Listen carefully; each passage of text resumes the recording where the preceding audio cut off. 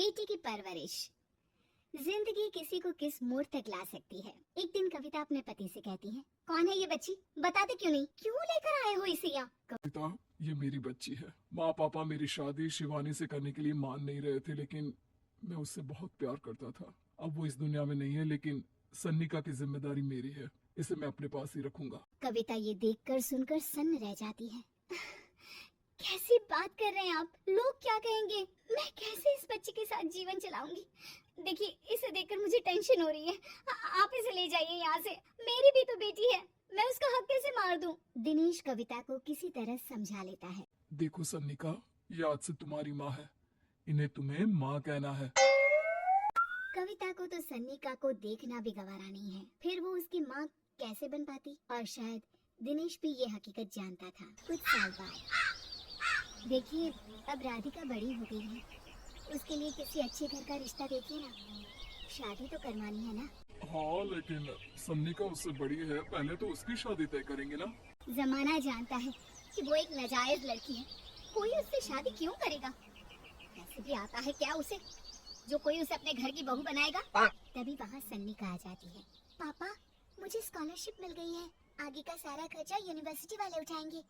मैं कल ही वहाँ हॉस्टल में शिफ्ट हो रही हूँ। लो, सुना दिया ना फैसला। अरे अब क्यों शिफ्ट हो रही हो? पहले ही हो जाती शिफ्ट। दुनिया में यूं कॉलिक तो ना होती हमारी। क्या यार कविता, एक तो खुशी की बात है कि लड़की को कुछ आगे बढ़ने पढ़ने का मौका मिल रहा है, लेकिन नहीं, तुमको तो केवल ताना मारना ही आता है। जाकर देखो शिवानी क्या कर रही है। अरे हाँ, मैं शिवानी को दूध देना भूल गई, वो कैसे उठेगी? कविता को ये सुनकर गुस्सा आ जाता है। हाँ हाँ, अपनी किताबों से फुर्सत मिले तब ना।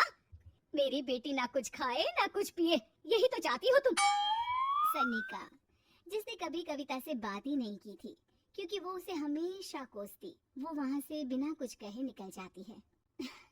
खाना तो पूरा बन गया, अब जाकर आराम से पैकिंग करती हूँ, कल वक्त से निकल जाऊंगी। देखिए जी, वैसे तो ये लड़की मुझे एक आंख पसंद नहीं, अपने कमरे में पैकिंग कर रही है। अरे मुझसे तो कभी बात भी नहीं करती। आप साफ साफ बोल दीजिए उसे कि घर से जाएगी तो सारा काम कौन करेगा? उसकी माँ। माँ का नाम सुनकर सन्निका भी वहाँ आ जाती है। नहीं, वो कैसे करेंगी, वो तो मर गई है ना। उस मनहूस औरत को मेरे घर में याद करने की कोई जरूरत नहीं है, समझी? वैसे भी ना होते हुए भी तेरी शक्ल में लगता है कि वो हमारे बीच में ही है हमेशा से। तो ठीक है ना, जब जा रही हूँ तो क्यों प्रॉब्लम हो रही है आपको? सन्निका घर से निकल रही थी। कविता ना चाहते हुए भी सन्निका को रोक लेना चाहती थी, और वजह थी सिर्फ उसकी सोशल लाइफ का डिस्टर्ब हो जाना। किटी में कविता की सहेलियाँ कहती है, क्या बात है, तुम परेशान सी लग रही है, सब ठीक तो है ना? क्या हुआ, उस सन्निका ने फिर कोई तमाशा किया क्या?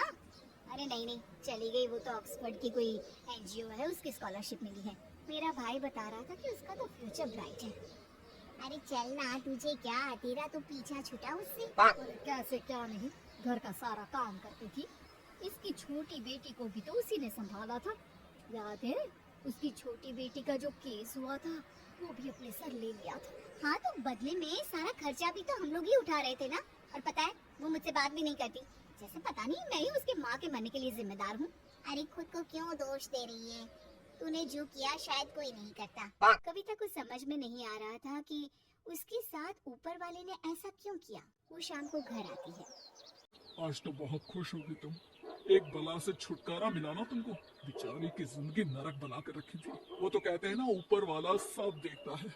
देखो, चुन लिया उसने अपना रास्ता। कविता का मन तो करता है कि वो पति को सब कुछ सुना दे, लेकिन सामने सास खड़ी होती है। ये तो है, बेचारे को खाना बनाने से लेकर घर के सारे काम करने पड़ते थे। बाहर का भी कोई काम होता है तो वही देखती। अब देखते हैं घर का काम कैसे होता है। तभी कविता की बेटी उसके लिए चाय लेकर आ जाती है। लो माँ चाय, कैसी रही किट्टी? अच्छी थी बेटा, खाने में कुछ बनाया है क्या? हाँ, सन्निका दीदी जैसी ही सब्जी बना दी है, आप रोटी बना लो। और हाँ, कल मैं चली जाऊंगी इलेक्ट्रिक बिल और राशन लाने के लिए। अच्छा अच्छा, पैसे मैं दे दूंगी। सन्निका कार्ड दे गई है ना? हाँ माँ, एक कार्ड तो देकर गई है। अरे चोर नहीं थी वो, मेरे बेटे का ही खून है। पता नहीं कितना घमंड भरा है इसमें। छोड़ो ना माँ, जिसको जो बनना था वो बन ही जाएगा। अच्छा माँ, कल चलना है उसके कॉलेज में, सभी पेरेंट्स को बुलाया गया है। अब कविता तो जाने से रही, तो हम ही साथ चलते हैं। हाँ बेटा, उस दिन माँ की बेटी का है ही कौन। अब क्या था, कविता का गुस्सा फूट पड़ता है। हाँ, आप लोगों के जैसे तो इंसान नहीं देखे मैंने। अरे मेरे सामने ही अपनी नाजायज बेटी को लाकर बिठा दिया। रोज मैं उसे देखती तो एहसास होता कि कैसे आपने मुझे इतना बड़ा धोखा दिया। जरा सोचिए तो, अगर ऐसा ही कुछ मैंने किया होता तो। अरे रहने दे, क्या नहीं किया तूने उसके बदले में। उस मासूम के साथ क्या क्या करती थी सब जानते हैं हम। अरे छोड़ो ना माँ, ये तो एक बात लेकर बैठ जाती है। चलो सोने चलते हैं। अगले दिन दिनेश और उसकी माँ सन्निका के कॉलेज में जाते हैं। कैसी हो बेटा? मेरा नाम रोशन करना। हैं। जरूर पापा। ये ले बेटा, पैसे रख ले। नहीं, वो कविता ने काट दिया है। अरे बेटा, वो माँ है तुम्हारी, उसका नाम क्यों लेती हो? अरे हटाओ भी, क्या ही क्या है उसने इसके लिए, क्यों माँ बोले। तभी वहाँ सन्निका की टीचर आ जाती है। सन्निका की माँ नहीं आई? जी नहीं, वो घर में बेटी है ना, सबका एक साथ आना तो मुमकिन नहीं था। तो उन्हें भेज देते, हम सभी उनसे मिलना चाहते हैं। मानना पड़ेगा, बहुत अच्छी तरह से पाला है उन्होंने अपनी बेटी को। क्या घर का काम, क्या बाहर का, कॉन्फिडेंस तो कूट कूट कर भरा है। पैसे रुपये के लिए भी इसे किसी का मुंह नहीं देखना पड़ता। स्कूली शिक्षा भी लाजवाब है।